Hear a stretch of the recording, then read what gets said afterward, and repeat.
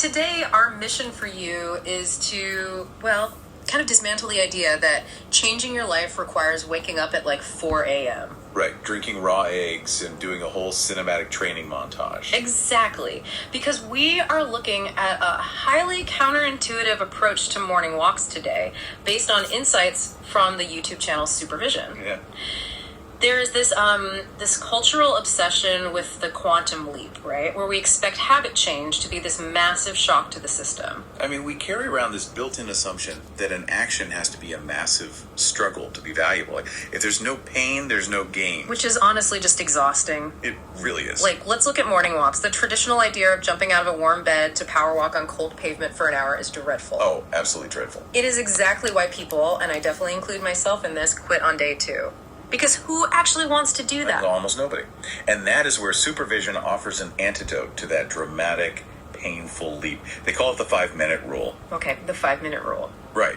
The core philosophy here is finding the absolute smallest possible version of a habit. So small that failure becomes literally impossible. Okay, I hear you on wanting to avoid failure, but I have to push back a bit on the execution here. Sure could.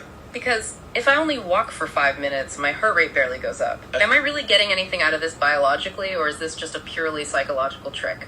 Well, judging the action by its immediate physical result is the trap we all fall into. Oh, really? Yeah.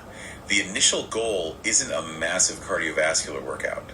It is purely about building the neurological pathway for the habit. Okay, so it's a brain thing first. Exactly. Think of it as laying down the dirt road in your brain before you try to pave a massive superhighway. I like that analogy. So the logistics are stripped down to the bare minimum. You put on your shoes, you step outside your gate, and you walk for exactly 5 minutes. And that is it. That is it. So the victory isn't the distance, it's not the sweat.